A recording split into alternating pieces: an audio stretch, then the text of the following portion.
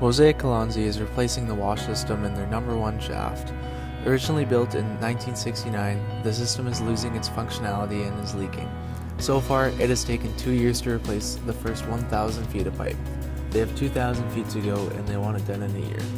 It currently takes between 5 and 6 hours to install 3 pipes of the wash system. The solution to this problem needs to be more efficient within the 6-hour window that the task is already performed in. Ideally, a solution would allow more pipes to be carried, or it would speed up the mobilization process. The solution needs to conform to the safety standards of Mosaic, allowing for double tie-offs and having robust construction, as well as being able to navigate the small working area. Upon understanding the problem, we brainstormed possible solutions.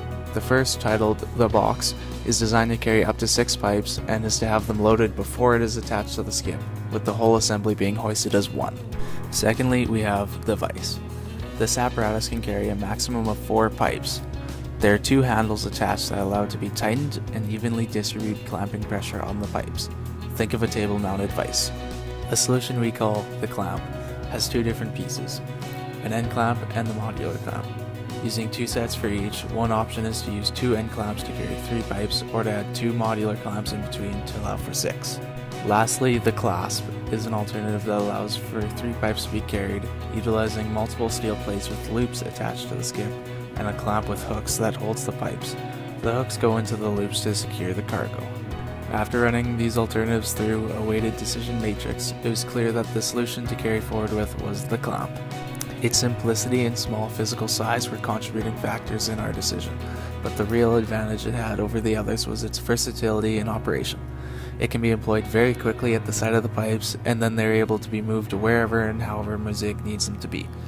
When in use, it takes up a minimal amount of space to give a greater degree of freedom when maneuvering it into place. Constructing this solution consisted of a considerable amount of laser cutting and gluing. The laser cutter was used to make horizontal cross sections of our clamps, and then they were stacked and glued vertically to achieve the desired height. The inside faces were sanded down for a better fit, and the edges were rounded. Lastly, the holes were drilled for the bolts to pass through, and foam weather stripping was added to increase clamping capability. The next step was to test whether our design was truly successful and met our expectations.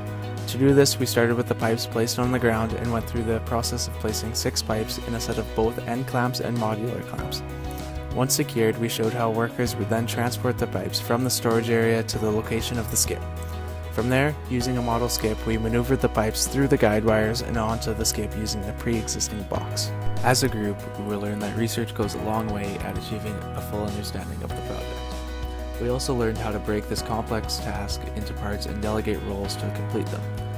As a group, we learned how to plan and manage our time, as well as bouncing ideas off one another to come up with the best solution possible. We learned how to give feedback on each other's work in a constructive and respectful way. Most importantly, we learned that 3D printing is hard. Who knew that the folders called My Things and Profiles weren't just arbitrary folders that are made up in the instruction booklet? We learned a lot from this process, and through our learning, we were able to create a functioning prototype that surpasses the expectation in how it delivered.